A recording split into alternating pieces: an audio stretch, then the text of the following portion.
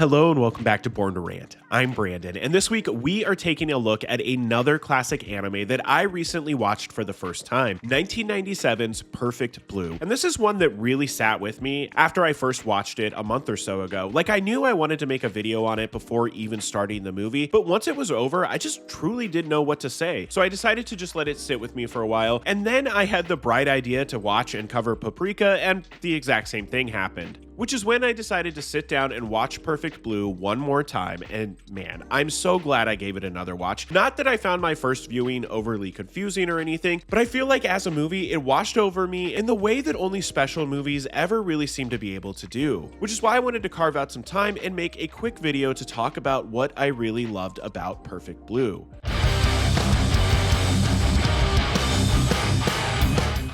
So I've talked about my history with anime a bit in other videos, but just to quickly recap, I was not into it at all as a kid, and it wasn't even until about a decade ago that I even started to dabble into the world of anime. And since then, I've seen some of the greats like Cowboy Bebop, Akira, a few different Miyazaki movies, Ghost in the Shell, and now I suppose we can add Perfect Blue and Paprika to that list, but we'll save the Paprika talk for another video. And in putting on Perfect Blue, I really only knew what the description told me and the fact that the movie's director, Satoshi Kon, had lived a tragically short life and only managed to make 4 movies during his career, but that each of those movies are beloved and considered classics of the medium. It's also hard not to be a chronically online film nerd and not know that famously both Christopher Nolan and Darren Aronofsky have taken more than a little inspiration from Kon's work over the years, though Nolan has never actually acknowledged it. But when I was watching Perfect Blue for the second time earlier today, the director I was reminded of most was actually David Lynch, specifically his later period from Lost Highway onward. Like, the way this movie explores time dilation, dream logic, and split personalities really just had me itching to rewatch all of Lynch's movies and Twin Peaks: The Return. It even leans into horror the same way that Lynch tended to in the second half of his career, where the real horror comes from not knowing if you're in control of your own psyche or not. I was also shocked at how the way this movie portrays online fandom has become even more relevant with time. Like, it's weird how prophetic it feels in 2026, knowing that the movie is nearly 30 years old. But more on all of this in just a minute. For now, I'd like to quickly step back and talk a little bit about the movie's director, Satoshi Kon, because I think the story of this movie coming together is genuinely really interesting. Kon had been grinding it out in the animation world for a while and got some attention after working on JoJo's Bizarre Adventure, and he was then approached by Madhouse Production to potentially do a straight-to-video adaptation of the book Perfect Blue: Complete Metamorphosis by Yoshikazu Takuchi. Apologize if I mispronounced that, I promise I did my best. Although Kon never actually read the original novel. Instead, he just read the first draft of the script and then sort of created his own version of the story based on that original draft, really taking the movie away from the straightforward murder mystery it was originally written to be into the more psychological, vibey movie that we ended up getting, which the original author was actually okay with, telling Kon that so long as he kept a B-level idol, a stalking fan, and kept it in the horror genre, he was fine with any other changes he wanted to make. It's also notable that originally Perfect Blue was set to be a straight-to-video release. However, towards the end of production, Madhouse was so impressed with what they were seeing that they decided to submit it to the Fantasia International Film Festival in Montreal, and then even gave it a small theatrical release. You were better off as a pop idol, I was right, huh?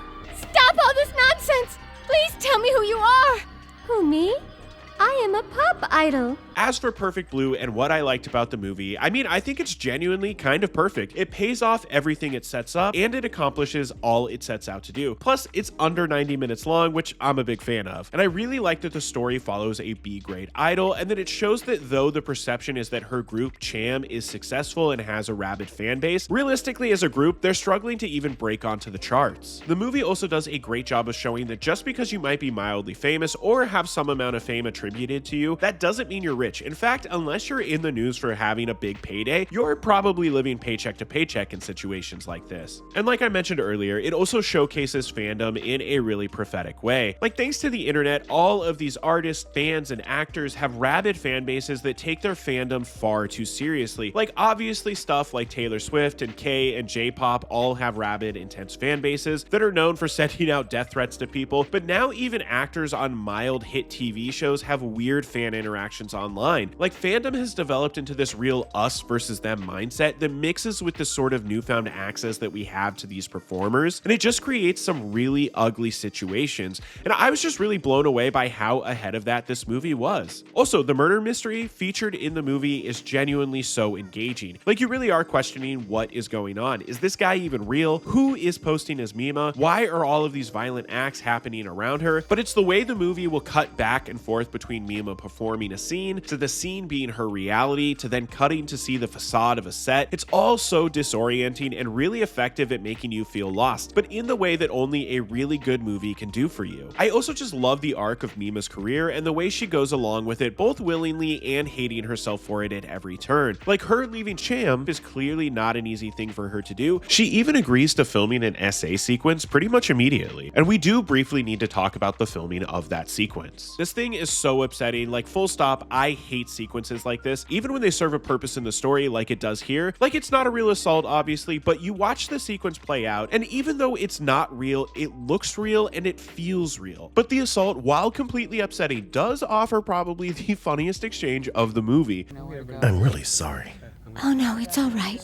Like, it's just such an odd thing to say, but I think it does a great job of showing just how uncomfortable even filming things like this can be for people on set. As far as the animation of the movie, I was mildly underwhelmed by it during my first viewing, but after sitting with the movie for a while and then coming back to it, I realized that Kon is just really good at saving the more fluid animation for when it really counts. Like, the opening sequence is especially stiff, with no one really moving much aside from the members of Cham on stage, and people's mouths moving as they speak. But then there are just dozens upon dozens of images in this movie that have stuck with me, like all of the murders, the bathtub scene, but it's the real Mima stuff that really stands out to me. Like, I love the soft glow that Mima sees on real Mima in all of her hallucinations, and the final sequence where real Mima is revealed to be Rumi, and that Rumi has become obsessed with Mima, even decorating her room to be an exact replica of Mima's. Well, except her fish are still alive, which is one of my favorite details in the entire movie, if I'm being honest. And instrumented all of the murders, it's just fantastic. Like, I love the way we can only see Rumi and the reflections, and it's real Mima we see from Mima's point of view. Also, I have to note that I did watch this twice, the first time subbed, the second time dubbed. Stay away from the dub. It's totally watchable, but it just doesn't have nearly the same level of emotion that you get with the original Japanese audio. And their final chase is both genuinely thrilling and engaging and scary, and I love the little detail of seeing real Mima as just sort of happily skipping, and then we'll see Rumi and the reflections sweating and panting. It's just something that really stood out to me. I also really love how this movie ends with Mima going to visit Rumi in the mental hospital and Mima saying,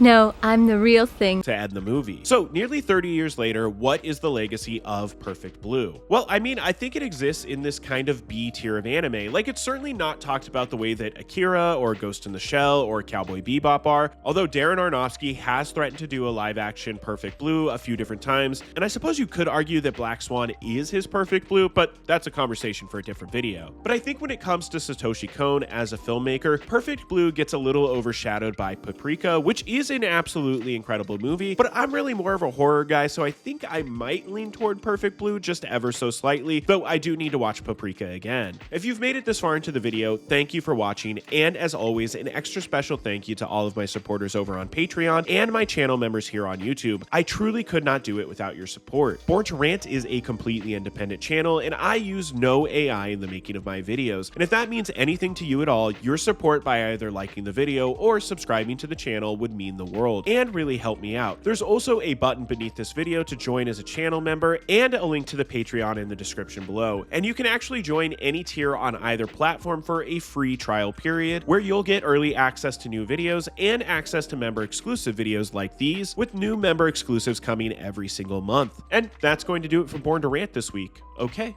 thank you. Bye bye.